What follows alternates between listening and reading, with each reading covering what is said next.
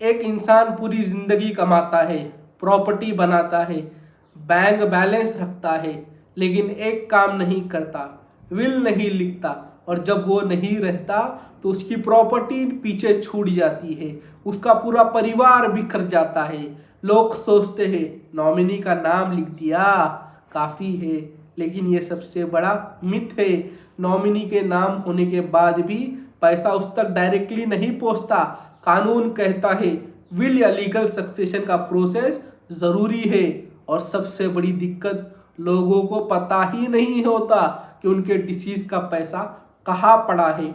अगर विल होती तो सब कुछ क्लियर होता, कौन सी प्रॉपर्टी कहाँ है, किसके नाम है, किसको मिलनी चाहिए। इसी कंफ्यूजन के चलते इंडियन बैंक्स में 88,000 करोड़ से भी ज़्यादा पैसा अनक्लेम पड़ा है, क्योंकि लोग क्लेम ही नहीं करते।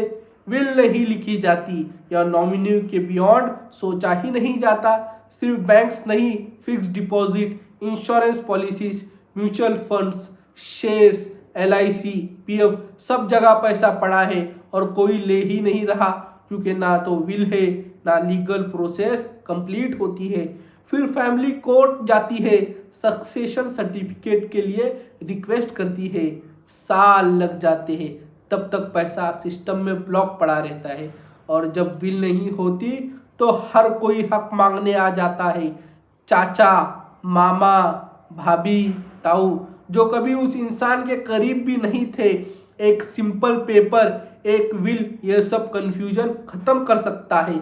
विल लिखना मुश्किल नहीं है, सिंपल वाइट पेपर पर लिखो कौन सी प्रॉपर्टी किसको मिलेगी, किस वजह से मिलेगी, 2 विटनेस के साइन लो, अपना साइन करो, चाहे तो रजिस्टर भी करा सकते हो। कानून विल को मानते हैं और बिना विल के कोर्ट का चक्कर लगाना पड़ता है। कभी कभी प्रॉपर्टी के पैसों से ज़्यादा उस परिवार का वक्त, इज्जत चली जाती है। मैं हूँ एडवोकेट जुबेर चकोली और मैं कह रहा हूँ, जब जिंदगी भर आपने अपने परिवार के लिए कमाया तो मौत के बाद भी उनका जीवन आसान बनाना आपकी जिम्मेदारी है।